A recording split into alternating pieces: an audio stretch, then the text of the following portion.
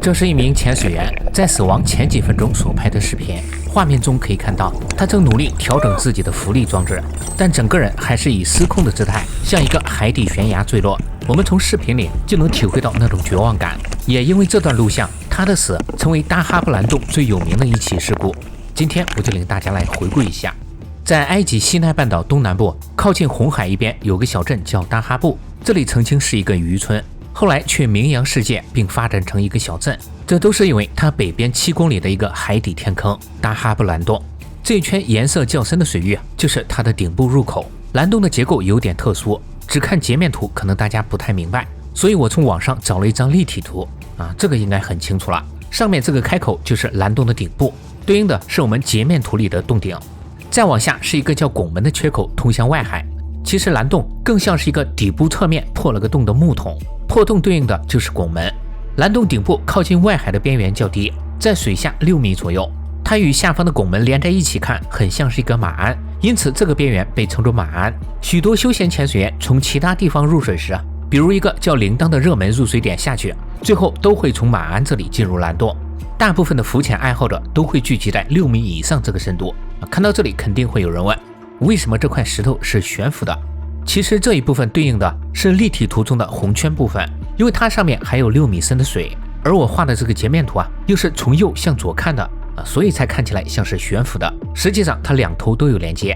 5到40米左右的深度是休闲潜水员和大部分自由潜爱好者所在的区域。再往下，也就是马鞍的斜下方，52米的洞底之间是一个巨大通道，看上去很像是一扇大门，再加上上面的拱形结构，因此才被人称作拱门。这片区域只有技术潜水员或部分自由潜高手才能到达。拱门的平均高度约40米，长26米左右。从蓝洞里望向拱门时，可以看见亮光，那是从外海照射进来的阳光。曾经有许多人因为这些光线误把拱门外边当成了水面，从而导致事故的发生。再往下就是蓝洞的底部了，地势从洞内到外海呈陡坡状一路下降，在100多米时变成海底悬崖，深度也会骤降至1000米左右。蓝洞冬季平均水温20度，夏季28度左右，再加上色彩斑斓的珊瑚、鱼类、沉船、水稻和洞穴，使得这里很快就成了一个潜水圣地。可随着游客基数的增加，事故也变得多了起来。据统计，自20世纪80年代到2012年短短15年间，这里发生的潜水事故就超过130起，平均每年8人遇难，而非官方统计的死亡人数可能已经超过了200人。因此蓝洞又被人称为潜水员坟墓。在离蓝洞不远的一个山坡上，还有大量遇难者家属留下的纪念牌匾，其中有一块很不起眼，但却非常有名。牌匾上纪念的就是我们本期视频的主角，22岁的俄罗斯潜水教练尤里·利普斯基。也有资料说他是俄罗斯裔以色列人。2000年4月28日，尤里来到蓝洞边准备入水，他的计划是先快速下潜到拱门处，深度大约60米左右也可能更深，没人清楚他最后的实际计划深度，然后再立刻升水。尤里会用头盔上的摄像机把全程都记录下来。当时他的装备有12升的单瓶压缩空气，一个约12千克的铅腰带作为配送，目的是为了能快速的下降，一个传统的头盔潜水摄像机以及电池等，一个气囊式浮力补偿器，潜水电脑表型号不详，调节器等呼吸设备为常规双级减压阀，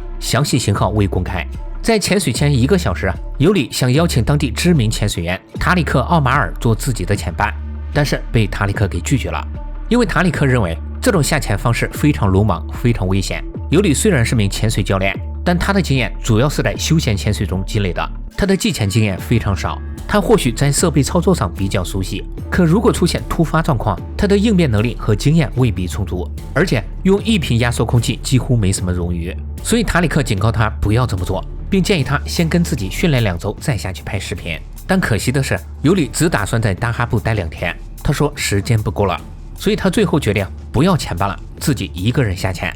准备完毕后，尤里毫不犹豫地跳进水中，他下降的速度非常快，比他预想的还要快，可能也是他加了很多配重的原因。几分钟后，尤里看到了散发着幽幽蓝光的巨大拱门，许多到这里的人都会被光线吸引，尤里也不例外。可按原计划，这时他应该升水了毕竟他只带了1瓶气。但不知是临时改变了主意还是其他原因，尤里在靠近拱门的同时，身体也在缓慢地往下沉，而随着下方水压的增大，他 BCD 里的气体体积也被压缩，这导致尤里的浮力开始减小，进而导致它的下降速度也增大了，最后彻底失控。如果尤里不是故意往下，那他为什么没有及时调整呢？后来从尤里自拍视频中可以看出和听出，当时的他已经出现了淡麻醉症状。淡醉又称马丁尼现象，我以前的视频也经常会提，它就跟喝醉酒差不多，这会导致他的判断力和决策能力受到严重影响。同时，因为融入他血液中的氧也在变多，尤里还出现了氧中毒。雪上加霜的是，随着深度的逐渐加大，尤里的淡醉和氧中毒症状也在加重。为什么会加重呢？我举个例子你就明白了。当你在水面时，拿一个拧好盖子的空矿泉水瓶，这时瓶子是鼓起来的。可当你把它带到水下时，就会发现瓶子慢慢被水压挤扁了。在水下，你要想让瓶子重新鼓起来，就必须往里面注入比地面时多好几倍的空气。潜水员的肺部同样如此，你要想把肺部撑起来，就只能吸入更多的空气，而这会导致体内溶解的氮和氧变多，进而加剧淡醉和氧中毒。所以在后面的时间里，尤里就跟重度醉酒一样，他只知道给 BCD 充气，却没有察觉到自己已经超重。他要想上浮必须把铅腰带扔掉。尤里眼睁睁地看着自己一路从60多米掉到了底部的92米处。之后，尤里变得更为恐慌，他再次尝试给 BCD 充气，但没想到的是，可能是因为质量问题，也可能是水压的问题，尤里的 BCD 气囊突然爆裂，里面的气体也全部外泄，他彻底失去了返回水面的机会。其实这时就算他能浮上去，也活不了了，因为在90米深的位置，尤里的气体消耗速度是地面时的10倍，而他又只带了1瓶气，这意味着1-2分钟内，他气瓶内的气体就会被全部耗尽。就算还有气，也根本不够用来减压，而不减压的话，他体内溶解的气体就会像摇晃后的可乐气泡一样，在他体内被迅速释放出来，他将在还没有到达水面时就昏迷死去。视频最后，尤里拔出了调节器，紧接着相机画面也跟着中断。不知道是他关闭并扔掉了相机，还是相机自行脱落了。彻底失去浮力的尤里开始不受控制的往外海滚落，最终在115米时，可能是碰到了一块石头才停下来。因为没有视频，我们不清楚他在那里又撑了多久，但时间应该很短，他应该是在恐惧和绝望中死去的。1个多小时后，在岸上等待的尤里家属看他始终没有上来，才意识到出事了。他们委托塔里克·奥马尔下去搜救，而塔里克听完就明白已经晚了，因为尤里的气体根本撑不了太久。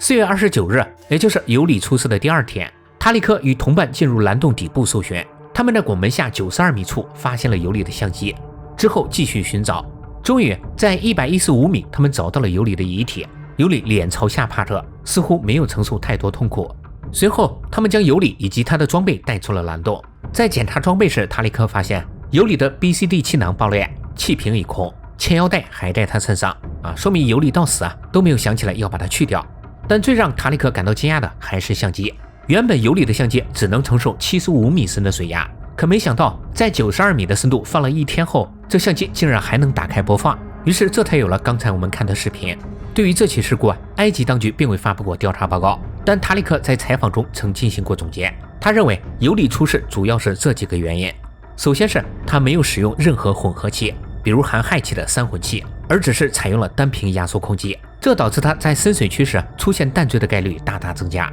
尤里的潜水电脑表显示，他的氧分压远远超过了安全值，再结合录像中他出现过抽搐的症状，说明他还出现了氧中毒。第二个，采用单一气瓶进行大深度潜水，使得他在水下缺乏自救容允。第三个，配重与设备因素。很明显，尤里没有计算好重量，他携带的12千克铅块以及摄像机电池等，使得他整体的重量过大。最后一个，也是最重要的一个，尤里缺乏足够的技术潜水经验，他过于自信，而且还忽视潜伴制度等安全原则。他匆忙下水，原本是要赶时间，但没想到最后再也没有时间了。发生在蓝洞的事故还有很多如果大家还想看的话，后面我就再做一期多起事故的合集。好了，那本期视频就先到这里了，感谢各位的观看，我们下期再见。